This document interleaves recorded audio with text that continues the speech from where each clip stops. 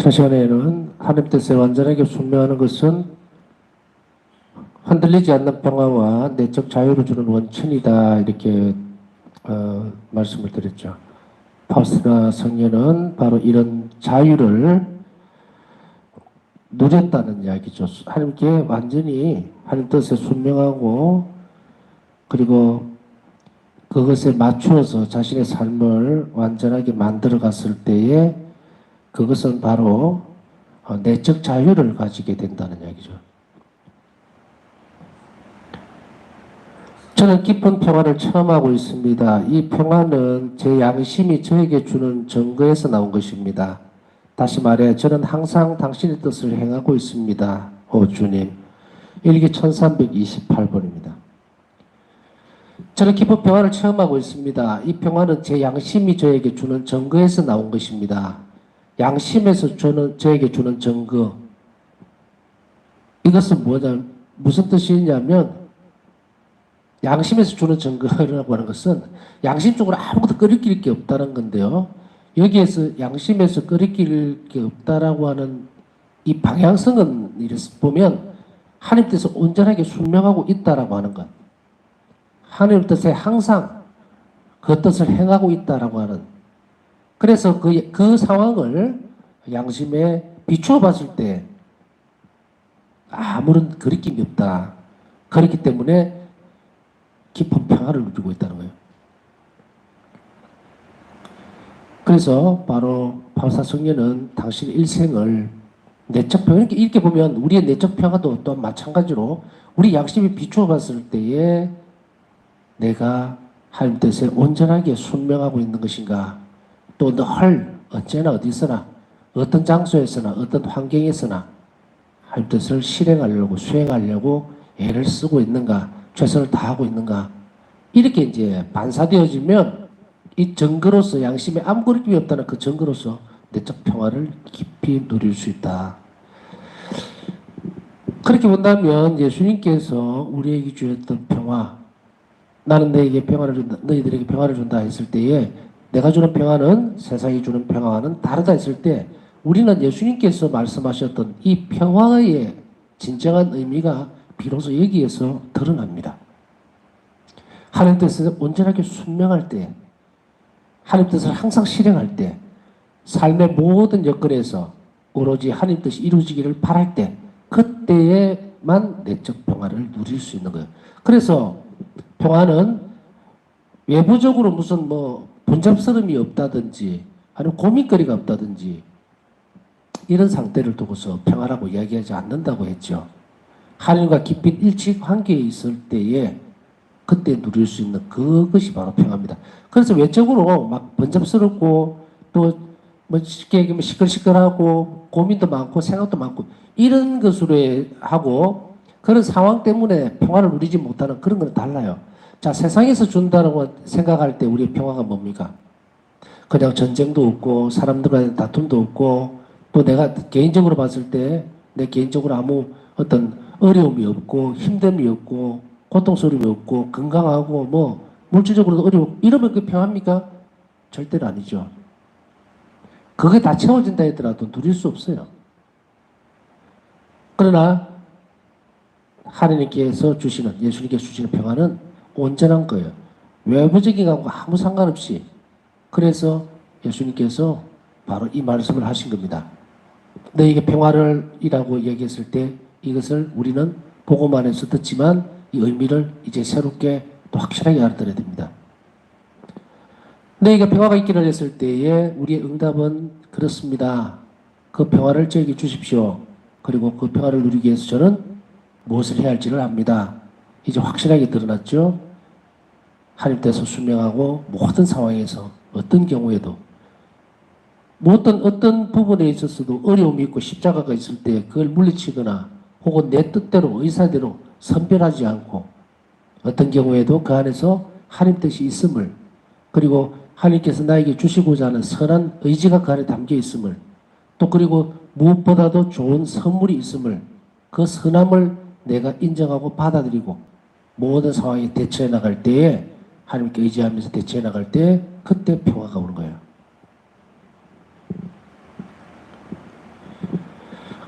자, 세 번째로 의탁의 태도와 하느님 뜻의 수행. 의탁의 태도와 하느님의 뜻의 수행은 밀접한 관계가 있습니다. 왜냐하면 의탁의 태도는 바로 하느님 뜻을 수행하는 것에 달려있기 때문이에요. 그래서 의탁합니다라고 했을 때에 그 사람의 태도는 하나님 뜻을 얼마나 충실하게 수행하고 있느냐, 그거와 비례해서 성장을 합니다. 많이 의탁할수록 하나님 자비를 많이 입게 되겠지만 그만큼 많이 의탁하고 있다는 것을 우리는 하나님 뜻을 실생활 속에서, 내 삶 속에서 수행해 나가는 것으로서 드러내줘야 되죠. 그게 증거가 됩니다. 아무것도 하지 않으면서 자기 뜻대로 살고 자기 생각대로 편리하게 내가 이런 생각을 하는 것이 하나님도 똑같으실 것이라는 그런 착각이나 오만 속에서 살아갈 때는 의탁하지 않습니다. 그 사람은 항상 자기 위주로, 자애심이죠. 자기만 사랑하고 자기만 잘 되려고 하는 것. 그런 사람이 의탁의 태도는 나올 수가 없겠죠. 파우스나 성녀는 주님의 모든 바람을 받아들일 준비가 되어 있었습니다. 왜냐하면 하나님의 뜻 안에서 자신을 사랑하시는 그분의 사랑의 표현을 인식했기 때문입니다. 하나님의 뜻 안에서, 바로 그 안에서 일어나는 사건들, 상황들, 또 모습 속에서 당신 자신을 사랑하는 하나님 사랑의 표현을 인식했기 때문이에요. 자, 우리가 이런, 하나 예를 들어서 아주 고통스럽고 힘든 일이 눈앞에 딱 드러났는데, 그걸 표면적으로 보면, 그걸 사랑으로 인식을 하겠습니까? 나 지금 고통스럽고 힘든데, 하나님이 나를 사랑한다면 이런 걸 안 줘야 되지 않느냐라고 하는 것이 흔히 있는 이야기들이에요. 그러나 이거 흔히 착각하는 거예요. 왜냐하면, 원래 자리로 돌아갔을 때에, 하나님의 뜻 안에서는, 그리고 하나님의 자비 안에서는, 또 하나님의 섭리 안에서는 어떤 것도 당신 뜻 없이 또 그리고 그 허락하시지 않는 한은 어떤 일도 일어나지 않습니다. 그렇기 때문에 그것에서 출발을 해서 세상의 일들을 바라보고 삶을 들여다보면은 모든 것들이 뭐다? 사랑입니다. 단지 우리가 표면적으로 너무 겁을 먹고 너무 고통스럽고 힘들다고 하지만 하나님은 어떤 것을 예비하고 있었다고 얘기를 했습니까? 그걸 견뎌내고 받아들일 수 있는 은총을 예비하고 있어요. 그래서 우리가 그 은총과 하나님의 보호하심에 기댈 때 이것은 바뀐다 그랬죠. 그렇기 때문에 우리의 신앙적인 방향은 항상 이쪽에 있어야 돼요. 이쪽으로 계속 가야만 이 태도가 발전되지면 뭐다? 의탁하는 태도가 되는 거예요. 지레 겁을 먹고 도망가거나 또 한탄스럽게 그것을 보거나 불행하다고 느낄 때 그것은 하나님 뜻은 수행되어지지를 않습니다. 실행되어지지를 않으니까 어떤 열매도 맺을 수도 없고 행복해질 수도 없게 되죠. 바울사 성령은 하나님께서 보내시는 것이 무엇이든 그것은 영혼의 선익을 위한 것이며 행복이 원천이 된다는 사실을 완전하게 확신했습니다. 무엇을 보내시든 그 안에는 반드시 영혼의 선익을 위한 것이고 그리고 나를 행복하게 해주는 그것이 그 안에 있다는 것을 완전하게 확신을 했다. 사실 이런 것들은 연습이고 그리고 수행하는 과정입니다. 증거를 드러내줘야 돼요. 하나님께 나는 이렇습니다. 이런 것이니까 나는 이것을 수행해 나가겠습니다. 어려움이 있을 줄 압니다. 고통스러울 것입니다. 그러나 하나님의 은총이 더 크다는 것을 저는 믿고 갈립니다. 이것이에요. 세상 주변이나 삶을 들여다보면 위태위태합니다. 줄타기 하는 것 같아요. 우리는 수도 없이 많은 싸움을 해야 됩니다. 어떤 상황에 부딪혔을 때 그래 정말 용기를 내서 가봐야지 하다가도 눈앞에 보이는 어려움 때문에 또 흔들리죠. 정말 이것이 하나님이 들어주실 것인가? 또 어떨 것인가? 아주 많은 어려움들이 있을 때 그것과 계속 싸움을 해 나가야 됩니다. 바울사 성경도 내적으로 엄청난 싸움을 벌였죠. 도대체가 날아오는 화살처럼 수없이 많은 비난들과 억울한 상황들, 도저히 견뎌내기 힘든 그런 상황들 속에서 하나님 뜻을 수행한다는 것은 쉬운 일이 아닙니다. 자, 보세요. 우리가 1이라는 지점에서 2라는 지점으로 가야 되는데 정말로 바람 하나 없고 정말로 어떤 장애물이 하나도 없는 그런 길을 걸어가면 쉬워요. 어려움이 하나도 없습니다.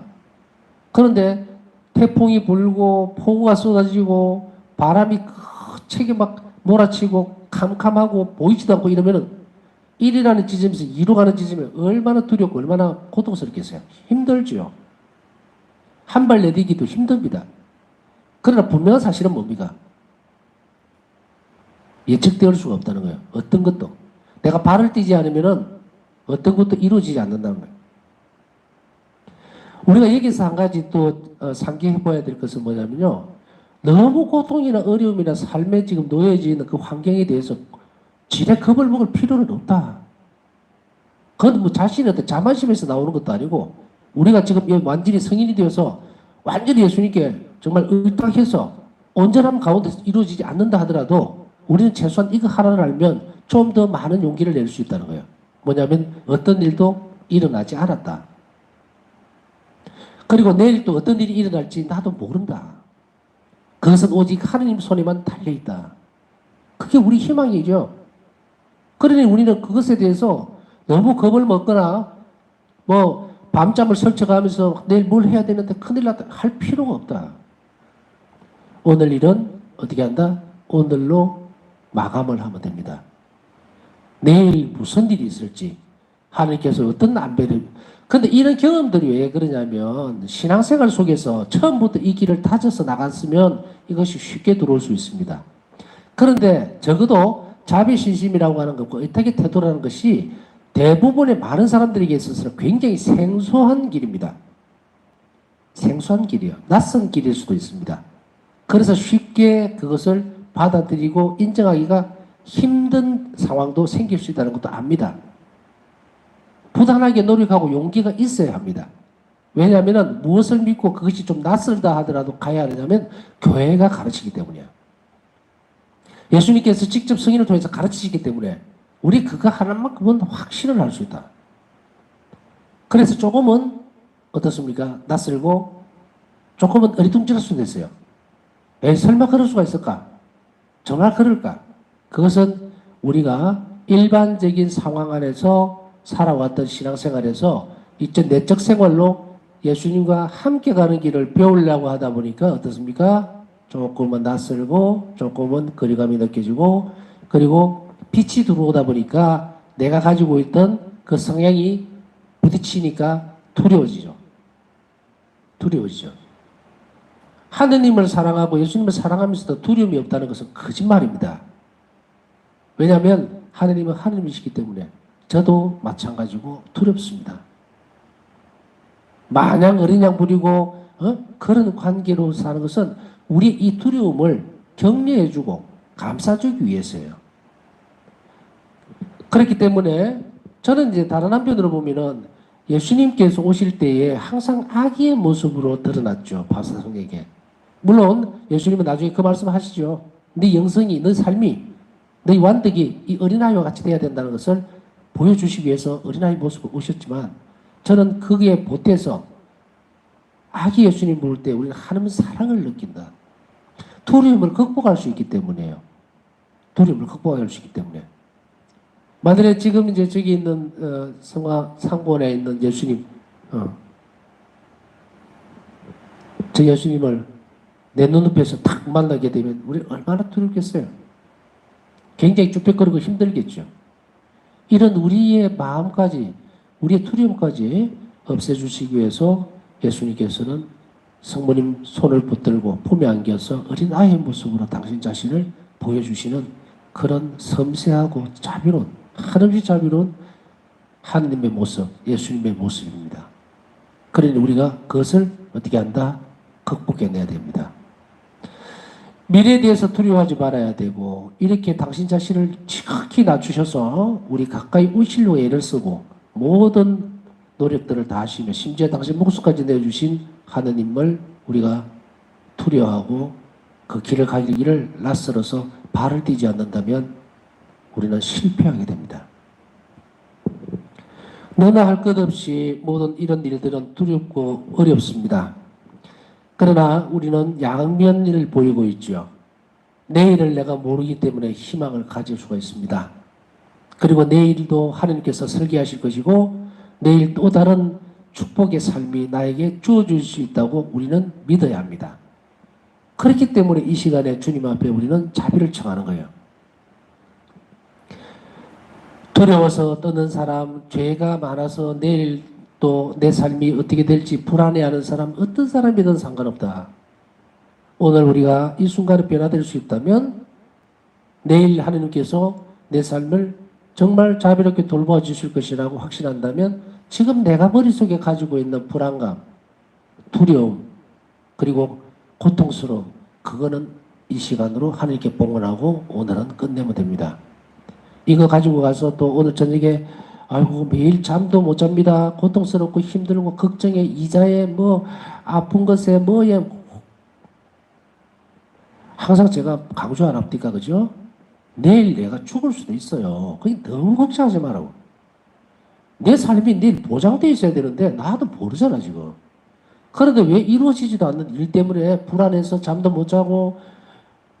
그건요 예수님께서 너는 있잖아 20년 후에 내가 데려갈게. 그런 보증수표를 받아놨으면 고민 10분 하십시오.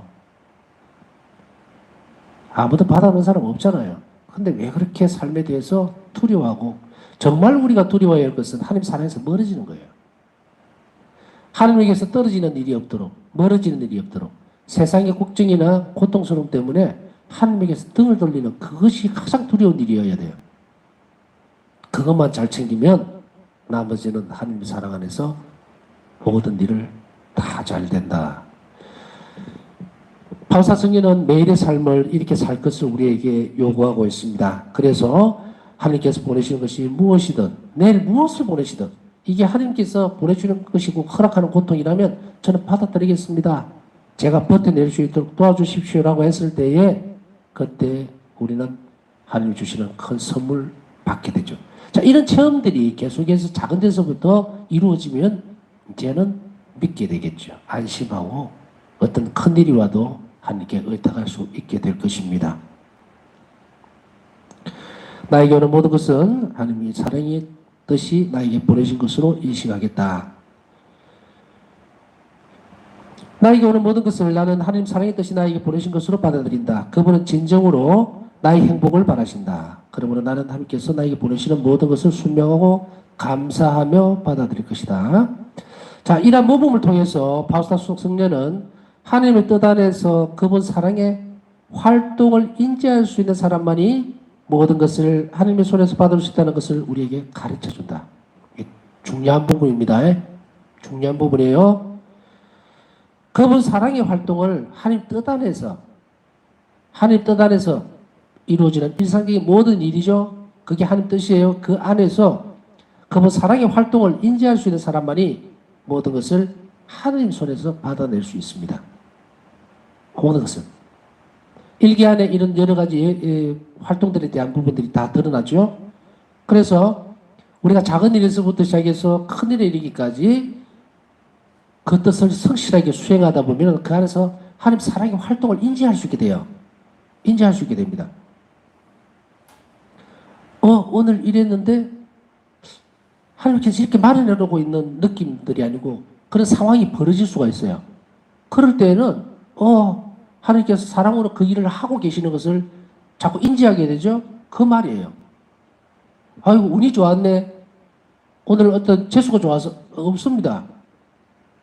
어느 순간에 내가 걱정하고 염려하던 것들이 너무도 쉽게 풀렸을 때에 하나님께서 사랑으로 이 일을 해주셨구나라고 느끼는 거, 활동을 인지하는 그 사람만이 이제 모든 것들을 어디에서 받아내냐면 주님 손에서만 받으려고 그래요. 그러면은 내가 노력하고 내가 하는 모든 것들 어디로 가느냐면 바로 예수님께 전부 다 드리고 그 다음에 그곳에서 주는 것만 받으려고 영혼이 그렇게 움직입니다. 돈이 됐든 재물적인 어떤 뭐가 됐든 근심 걱정거리가 됐든 고통이 됐든 전부 다가 주님께 봉헌하고 그리고 보내시는 것은 내가 다 받겠습니다 했을 때 그 사람은 재물도 생기고 뭐도 생기고 다 되는 거예요. 다 되는 거예요. 세상 일을 의지 않고 자기 통장 믿지 않고 자기가 가지고 있는 재물 믿지 않고 안 믿고 모든 것을 하나님 손에서 받는 사람은 행복한 사람입니다. 근심과 걱정을 내려놓을 수가 있습니다. 그러나 이 모든 일들은 어려운 일입니다. 왜? 모든 물질적인 것들까지 우리가 가장 마음 있게 잡아당기는 그런 것까지 주님 손에 다 맡기고 봉헌하고 그리고 그 속에서 주시는 것만 받으려고 할 때 뭐 예수님께서 뭐 우리 재물을 뭐 다 내놔라. 100만 원이다. 100만 원 다 내놔라. 이렇게 너 너무 많이 가져서 내 가져가야 되겠다. 그렇게 하실 분입니까? 아니다. 일례로 마테오 사도 아시죠? 세리 마테오. 주님처럼 가난한 사람들에서 제 재산의 반을 내놓겠습니다. 이것은 그냥 단순하게 예수를 만난 기쁨 때문에 드리겠습니다. 그거 아니었어요. 자케오는 즉시 알아듣습니다. 모든 재물들이 하나님 손에서 주신 선물이었다는 사실을. 그래서 주님께서 주시는 것에 반응을 해줘. 그래서 나눠주겠습니다. 그랬을 때에 예수님께서는 구원을 선포하시죠. 너는 이제 자유로워질 것이다. 제가 볼 때는 자케오의 이 결단으로 인해서 더 부유해졌다는 것은 말할 여지가 없습니다. 말할 여지가 없어요. 주님 손에 제 재물이 다 맡겨져 있습니다. 흔히 제가 선한 일을 할 수 있도록 내가 이것을 가지고 하나님의 뜻을 어떻게 수행할 수 있는지 가르쳐 주십시오라고 했기 때문에 자 자케오의 재물이 상당히 많았던 걸로 알는데요. 만일에 뭐 100만이라 칩시다. 자케오가 갖고 있던 재물 100만 원이었는데 이걸 예수님께 모두 맡긴다는 의미는 이제 이것을 통해서 주님 제가 무엇을 해야 됩니까만 고민하고 주님께서 시키시는 대로만 그 일을 하겠습니다라고 했을 때에 자케오의 100만 원은 예수님의 무한한 예수님 부자시잖아요. 하느님 부자잖아요. 무한대 백지수표가 자케오의 재물이 됐다 이 말입니다. 마음이 움직이고 모든 것을 합치시켜 드려버렸어요. 그래서 바로 이런 것을 신뢰로 들면 물질적인 부분은 이렇게 되어진 거예요. 이런 활동들을 인지해 나가면서 이제 이런 상황들 파우사 성녀는 기도를 분배하면서도 이웃을 위해 기도를 하면서도 자기 자신의 힘으로 이 기도를 하고 있지 않음을 수도 없이 많이 체험하게 됩니다.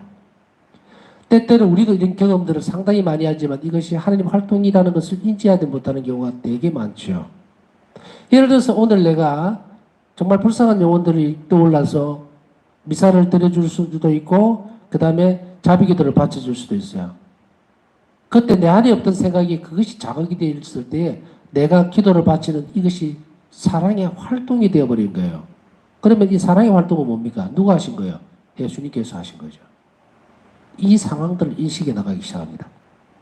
그래서 바우사 성녀는 이런 것들을 하나님 손에서 맡기는 거예요. 하나님 손에 맡기고 그것을 우리가 받아오기 시작하는 연습을 하셨다 이 말입니다. 여러 갈래로 얘기해서 여러분들이 묵상을 많이 하시면 됩니다. 내가 오늘 하루 실천할 수 있는 것 모든 것들 권력이든 뭐 건강이든 뭐든 전부 다 그러나 그것보다도 좀 더 작은 일에서 출발해야 되겠죠? 그래서 조그만 일에서도 하나님 사랑의 활동을 내가 느낄 때 그때 우리는 더 많은 것을 하나님께 다시금 돌려드립니다. 그래서 오늘 하루 있었던 일들 좋든 좋지 못했던 혹은 기뻤던 그 모든 선물들이에요. 그것을 이 시간에 주님께 드리면 내일은 더 좋은 선물로서 우리에게 되돌려 주신다는 것을 알아들을 수가 있습니다. 그걸 이제 가르쳐 준다는 거죠. 두 번째로 하나님의 사랑에 의탁하고 하나님께서는 자신의 행복을 바라신다는 것을 믿는 사람은 하나님께서 바라는 모든 것을 실천할 것이다. 하나님의 사랑에 의탁하고 하나님께서 나에게 모든 경우에 내가 행복하기만을 바라신다고 믿는 사람은 하나님께서 바라시는 대로 실천해야 돼요. 하나님께서 나를 행복하게 해줄 거라고 하는 확신이 없으면 하나님 바라시는 대로 안 합니다. 우리가 열심히 못하는 이유가 또 열성이 떨어지는 이유는 제가 이제 이 강의를 계속하면서 한 번씩은 아니죠. 자주 그랬어요. 이것은 우리가 지금 잣대입니다. 잣대. 그냥 공부가 아니에요. 그렇구나. 내가 하나님의 사랑을 내가 행복하기만을 바란다면 하나님 시키는 대로 해야 되는데 하나님 뜻을 발견하고 그것을 실행하려고 해야 되는데 어느 사이에 우리는 하루 시간들 중에서 하느님은 뭘 원하든 상관없이 지금 내가 하고 싶어 하는 것만 하는 거예요. 그렇게 하면 그 영혼은 성장하지도 못할 뿐더러 참된 행복에 가까이 가지도 못한다는 겁니다. 그냥 내일 하루도 눈을 뜨면 주님 오늘 제가 뭘 할까요? 저에게 말씀하십시오. 제 영혼에게. 그러면은 그 좋은 것이든 싫은 것이든 다 받아들이겠습니다. 내 자존심이 꺾어야 될 것 같으면 과감하게 버리고, 용서해야 될 것 같으면은 이유 따지지 않고 용서를 주고, 그렇게 함으로 해서 내가 행복해질 수 있다는 것을 나는 믿습니다. 오늘 비록 정말 힘들고 고통스러운 시간을 보냈고 내일 또 앞이 보일지 않을 정도로 캄캄하고 답답하고 억눌려져 있는 느낌이 들더라도 괜찮아요. 내일 새로 하면 됩니다. 오늘 들었으니 이제 예수님하고 잘 타협하세요. 타협한다는 말은 이제 주님 말씀을 듣겠습니다. 지금까지 제가 너무 고집스럽게 제 생각대로 살다 보니까 도대체가 뭐 너무 힘들고 고통스럽고, 그렇다면 돌아서면 됩니다. 그 다음에 바울사 수녀는 하나님의 뜻 안에서 사랑과 자비를 보았으며 그분의 뜻에 완전하게 자신을 맡겼습니다. 오 하나님, 당신께서 바라시는 길이 무엇이든 그 길을 따라 저를 이끌어 주소서. 저는 오로지 당신의 뜻에 의탁하며 그 뜻은 저에게 사랑과 자비 자체입니다. 일기 1264번입니다. 기도와 우리가 하나님 뜻을 알아내는 것은 딱 붙어 있습니다. 딱 붙어 있어요. 하나 예를 들면 어떤 사람이 정말로 답답한 상황에 놓여 있을 수가 있어요. 캄캄하고 고통스럽고 그런 상황이 딱 부딪혔을 때에 주님 울고불고 이제 매달립니다. 예수님 도대체 나보고 어떻게 하라고 이러십니까? 제가 뭐 뭘 어떻게 할까요? 저는 아무것도 없고요. 이렇고 저렇고. 그러니까 예수님께서 해주세요 했는데 안 돼. 안 돼요. 그런데 여기에서 우리가 하나 놓치고 있는 것은 뭐냐면요. 때를 써서 뭔가를 할 때는 고래고래 광음을 지르고 막 복장 터지도록 이렇게 한 그 때를 쓰는 기도는 영혼이 성장하지 못합니다. 나의 답답함을 또 그 뜻을 모를 때는 그걸 그대로 가지고 성체 앞에 가야 해요. 그리고 기도하셔야 합니다. 주님, 저는 이것을 도저히 못 받아들이겠습니다가 아니고 이 일을 통해서 저에게 무엇을 주시려고 하는지 저는 잘 모르겠어요. 그러니까 제 영혼을 이끌어 주십시오. 하루가 안 되면 이틀, 이틀이 안 되면 사흘, 사흘이 안 나흘, 1시간 기도해서 안 나오면 2시간, 2시간에서 안 되면 3시간, 안 되면 하루 종일. 그 일이 꼭 해결되어야 할 만큼 답답한 문제라면 예수님께 빛을 주시라 기도해야 합니다. 막 복장 터집니다. 막 화가 나 죽겠습니다. 왜 이렇게 저는 불행할까요? 그거를 하지 말고 빛이 이끌어 주시도록 기도하시면 돼요. 그러면 그 일의 의미가 드러나면, 그리고 그 안에 주님께서 이것을 나를 위해서 정말 좋은 것을 마련해 놓으셨다는 것을 압니다라고 고백하고, 그리고 그것을 내가 확신을 할 수 있도록 그렇게 청하면 그것은 해결돼요. 해결이 됩니다. 그러나 그렇지 못하면 예수님하고 상관없는 일이 되어버리기 때문에 우리는 그 의미도 못 알아듣고 그 일은 해결할 수가 없어요. 그래서 바로 이 부분입니다. 저는 오로지 당신의 뜻에 의탁합니다. 무엇이든 그 길을 따라 저를 이끌어 주십시오. 기도가 얼마나 중요한지 아시겠죠? 이러한 성향을 갖게 되면 모든 것은 은총이 되고 모든 것은 좋은 것이 되며 모든 것에 대해서 하느님을 찬미하게 된다. 생애 말년에 이 고백을 바울사 성녀는 하셨습니다. 이미 이렇게 사셨죠. 이렇게 사심으로 인해서 바울사 성녀는 이런 고백들을 하게 됩니다. 주님, 제가 지나온 시간 동안에 어렵고 힘들고 고통스러웠지만 주님의 찬란한 은총의 손길을 저는 기억합니다. 이걸 바울사 성녀가 한 이야기가 하고 제가 하는 이야기입니다. 물론 바울사 성녀는 이보다 더 좋은 기도로서 이 생애 전체를 고백하셨죠.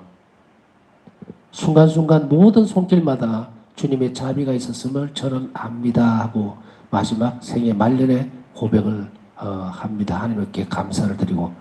그러나 우리 살아가면서도 이렇게 할 수 있도록 바울사성이 우리에게 선물로 주신 겁니다. 인간적으로 보기에 제 삶이 특별히 필요한 것처럼 보일 때 그때 저에게 죽음을 주신다고 해도 주님은 찬미를 받으소서. 젊은 나이에 저를 데려가신다 해도 주님은 찬미를 받으소서. 아주 늙을 때까지 저를 살게 해 주신다고 해도 주님은 찬미를 받으소서. 저에게 건강과 힘을 주신다고 해도 주님은 찬미를 받으소서. 저의 전생애를 고통의 침상에서 보내도록 가두신다고 해도 주님은 찬미를 받으소서. 저의 생애에 오로지 실패와 실망만을 주신다고 해도 주님은 찬미를 받으소서. 제 가장 순수한 의도가 단죄를 받게 하신다고 해도 주님은 찬미를 받으소서. 저의 마음을 비춰주신다고 해도 주님은 찬미를 받으소서. 저를 암흑과 모든 고통 속에 버려두신다고 해도 주님은 찬미를 받으소서. 일기 1264번. 특별하게 보여도 단순하게 보여도 고통을 주신다고 해도 평생 침상에 병자로 살게 하신다 해도 주님은 찬미 받으십시오.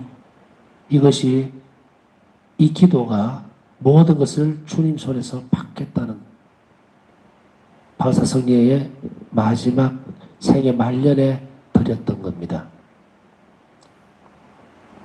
생애 말년의 마지막 이것을 우리는 큰 선물로 앞당겨서 살 수가 있어요. 이제 이 일기로 인해서 이 대목으로 인해서 우리는 주님 손에 모든 것을 받으려고 하는 것이 어떤 삶인지 확실하게 드러났습니다. 이로 인해서 바울사성리는 행복해질 수가 있었습니다. 그래서 앞에 좀 설명을 많이 드렸죠. 고통스럽고 힘들고 뭐 이런 부분들 그거 걱정하지 말고 모든 것을 이제부터는 주님 손에 받고 주님께만 의지하겠습니다. 내일 또 고통스러운 상황이 똑같이 벌어질지 모르지만 그것은 이미 어제의 고통이 아닐 것입니다. 오늘은 주님 손길에 맡겨진 고통일 것입니다. 그러니 그것으로 인해서 제가 행복해지리라는 것도 저는 압니다. 이렇게 우리의 삶이 이제부터라도 시작을 해야 됩니다. 남은 시간 오늘도 건강을 허락해 주고 시간을 허락해 주셔서 주님 성체 앞에 앉을 수 있도록 해주신 것에 감사드리면서 남은 시간 우리가 주님 손에 모든 것을 받을 수 있고 순종할 수 있도록 은총을 청하면서 묵상하도록 하겠습니다.